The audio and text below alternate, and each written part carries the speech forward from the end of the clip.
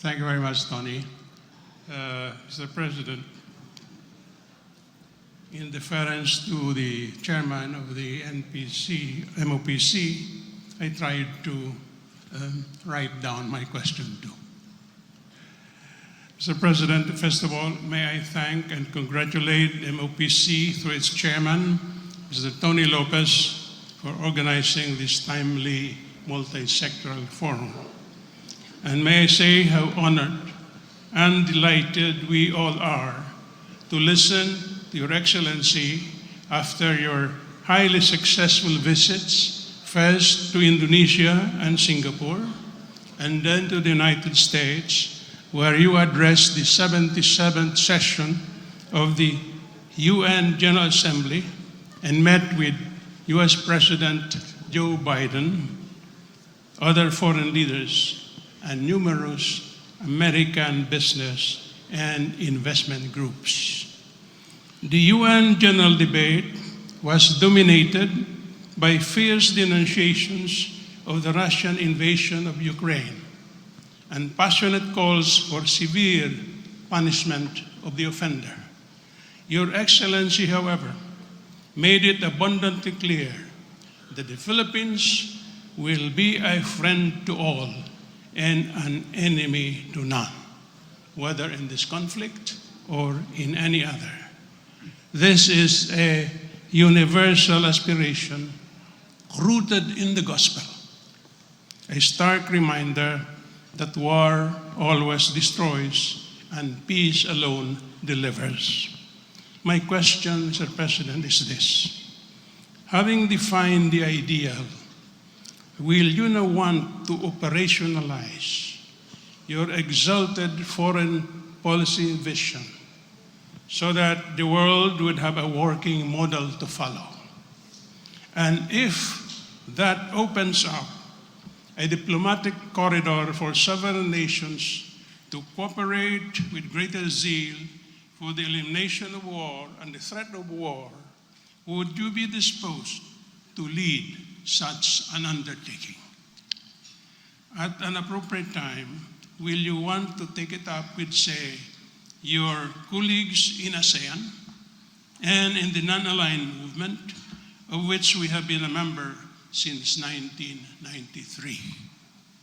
One small related question, Mr. President. The UN Secretary General recently said that so far humanity has been... Kit, can you reduce your question to 5 words? What exactly are you asking? What is your exact question? Yeah, I asked the first question. That would His Excellency want to operationalize his exalted foreign policy vision so that the world will have a model to follow? And, if that opens up a diplomatic corridor for many nations to work together to So you're asking the President if he wants to be the leader in peacemaking negotiations? Yes. Okay. In regard to that, I believe that it is, especially for the regional concerns that we have, that it is not sufficient for one country or one leader or one head of state to lead there will be leaders, there will be followers, and we hope to be one. We hope to be the part of the leading, the ones that are leading the effort for peace. That we concentrate. In the past, in my discussions with the different leaders, we spoke very much, of course, of the situation here in Southeast Asia, in Asia. In regards to the intensifying non-violent conflict, but push and pull between China and the United States over Taiwan. And again, we were reminded 2 days ago of what we may have forgotten a little bit, that North Korea remains a threat to the peace in the region. And it's my belief that we must strengthen our organizations. And specifically in this case, I'm talking about ASEAN. And I think ASEAN can do more than it has done thus far. And in fact, in the upcoming ASEAN conferences that are coming up in November, I intend to propose several actions that ASEAN can take specific to the different conflicts that we are seeing in our region. And if the Philippines can play a part, then that would certainly be a good thing. We have the issue of Myanmar and the Rohingya situation, and we have as yet been unable to bring Myanmar to the table. And I think it's time to put forward some concrete proposals on what we can do to, at the very least, bring the at least representatives of the military government to the table so we can begin to talk about these things. I'm a great believer in engagement. And I think once the lines of communications have closed, then any hope of a compromise has ended. And so let us continue with that. But again, we must present a united front, and that is something that I believe is the best way forward. Simply because the moral suasion, at the very least, of several member countries of ASEAN is probably, in many ways, more effective than just a single country. Although we don't dismiss bilateral contacts, bilateral negotiations, multilateral negotiations outside of ASEAN, within ASEAN. I think we should continue to try and push our member neighbors to present that united front and to move that united front forward so that we can say that ASEAN, as a political, geopolitical aggregation, economic aggregation, has certainly shown that it has a function to do in the normal scheme of the geopolitics, but when crisis comes, that they come to the fore. And that, again, is something wherein I believe the Philippines can play a large part. But in fact, in my speech in the United Nations, I already proposed and I said that it would be we need to abandon the idea of nuclear weapons, of having a stockpile of nuclear weapons as a deterrence. And we should remove that kind of Cold War thinking already from our geopolitics and remove lower the stockpiles and make them, and finally at some point, to remove from the face of the earth any nuclear weapons. And unfortunately, 2-3 days later, we hear the announcement from Russia that they are contemplating using tactical nuclear weapons. This brings us back immediately to the problem with North Korea, because North Korea is the only country in the region who has threatened the use of nuclear weapons. And if Russia uses tactical nuclear, hindi na bali yung strategic nuclear weapons, but if they use tactical nuclear weapons in the Ukraine, and it becomes acceptable that tactical nuclear weapons are a conventional weapon, then that might encourage other nuclear powers to think in that direction and to now actually use the unthinkable. They start using their nuclear stockpiles. So we have a very important part to play in that, because we have a great interest. We have it must be a subject of central concern in our foreign policy and in the defense of the nation in the Philippines. So I do not think we have a choice. We must play a leadership role because it is in our interest. And if we do not do it, we are not doing our jobs as the protectors of our country, of our state, of our territory, of our people. If we do not take that leadership role, I think it has been thrust upon us. And it is in good Filipino, as a good Filipinos, we face up to challenges and we face up to responsibilities. So we will face up to this one as well. Thank By you the very way, much, Mr. President. by the way, Mr. President, I think when that they is a say very strong tactical yes. nuclear weapon, that's a bomb greater than Hiroshima or Nagasaki. And it's only tactical. Thank you very much. Next question from Ivan Mayrina. Thank you very much, my friend and compadre Kit. Magandang gabi po, Ginoong Pangulo. Good evening to Magandang- everyone. Ako po good si evening. Ivan Mayrina of GMA7. Mr. President, you will mark your 100th day in office in 2 days. What would you consider your accomplishments? What are the things that you wish you could have done? And what will you do, if any? What will you do differently? Well, I would say that I don't know if I would myself term them as accomplishments. It's very early on in a term, but nonetheless, I think what we have managed to do in the first 100 days is put together a government which is functional and which has a very, very good idea of what we are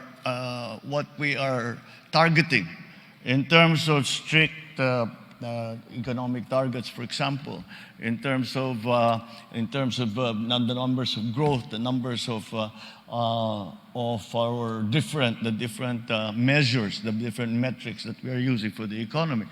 But beyond that, I think that we still continue to enjoy that the unifying force that the elections became.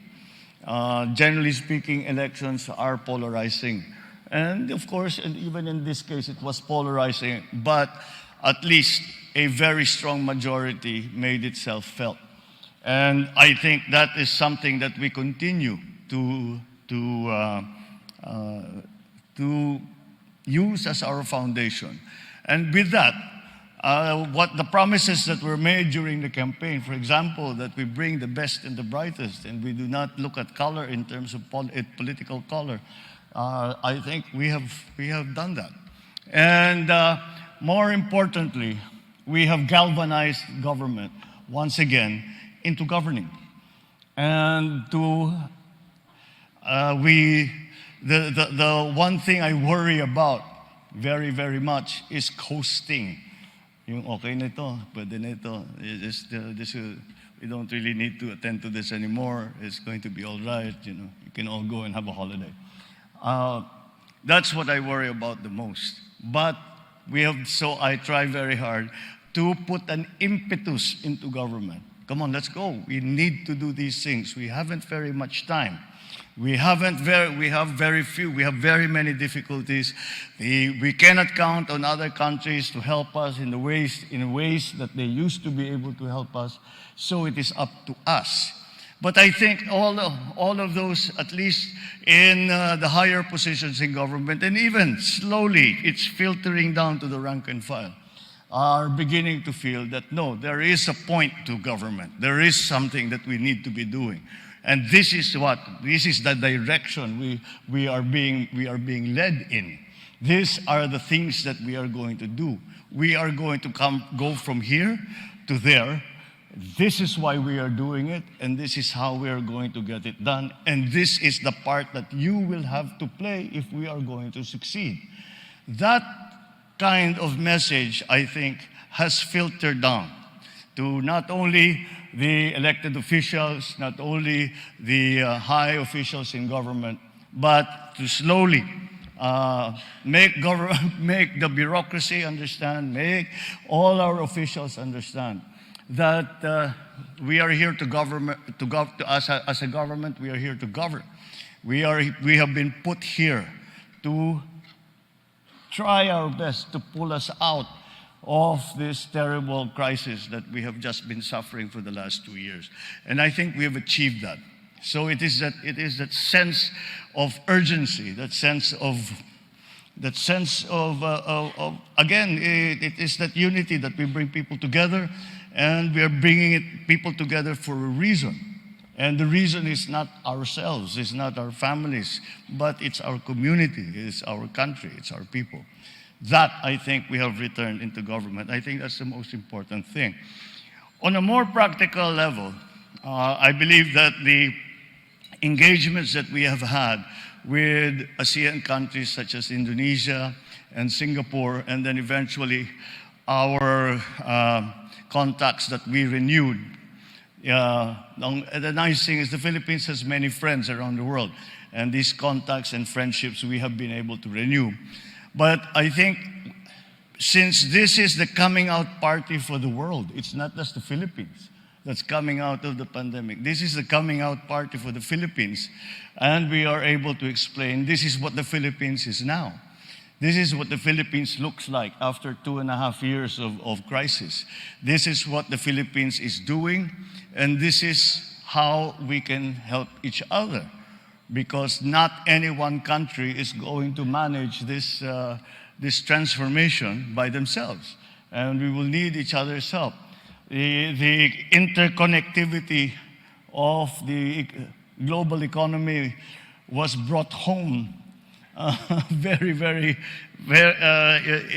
a very convincing way by the war in Ukraine. I even in the UN, I would talk to the other leaders and I say, who would have thought that the war in Eastern Europe would affect the Philippines halfway around the world in the gut, in the food supply, fertilizer prices, seedling prices, fuel, all of these things. You never imagined that such a thing would happen, but here it is, and here we are.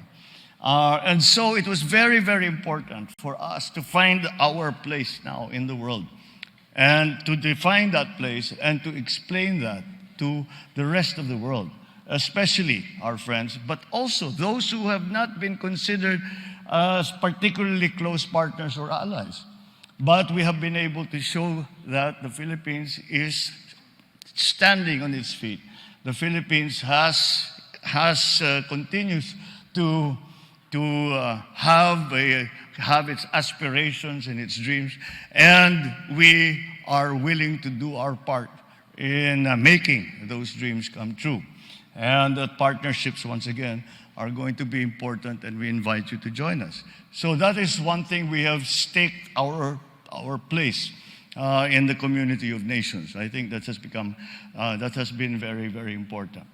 The other, I suppose, we have started we were able, I suppose, in the first 100 days, actually the first 60 days, maybe 50 days, we were putting out fires. We were just trying to make things work, because suddenly the problem, you're all aware, the problem with sugar, the supply, the problem with fertilizer. We were having to look to different what we now refer to as non-traditional sources. Senator Kit just brought up also this foreign policy between Ukraine and Russia.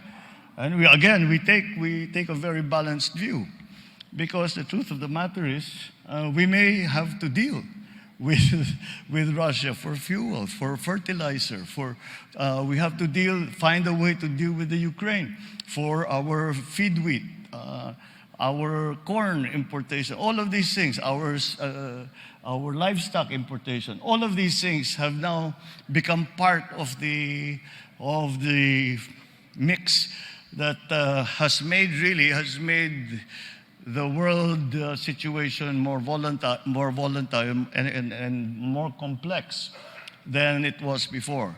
But we have already made it clear where the Philippines stands in all of this. And it is something that I made clear again to the other leaders, and I said that we are essentially driven by our desire for peace. and all the economic development that we plan and all that we hope to do will come to naught unless there is peace. And so that, I think, that message, and we have played our part in that, that touches upon the question of Senator Kit Tatad about the leadership role that we need to be playing. So again, I think we have. I remember the first time I heard this question. What was before was during the campaign. What will you do in your first 100 days? And I said, well, the first 100 days will be finding the best and the brightest to help and to serve in government. I think that we have managed to do that. I think that we have. I am always very grateful to those such as Secretary Ben Jokno, for those in our economic managers, for those who are experts who have come to have decided to join the government, because we know that they are very successful, and this is a sacrifice for them. It is really all about service on their part, and so we are always very grateful for their talent. We are grateful for their industry, and to have them in place already, I think, gives us a very distinct advantage as we try to transform our economy for the next few years. Mr. President, ang haba na ng istorya ni Ivan. Anyway, Ivan, if I were to write the story, and allow me to suggest it, just remember two things: unity and engagement. This is the first president to personify the meaning of unity. Unity means nationhood. Engagement is like in an automobile. There is a transmission, there's an engine, there's a driver. You engage and you move. Thank you very much, Mr. President. Thank you, Tony. It's time Maraming for salamat something sa inyo.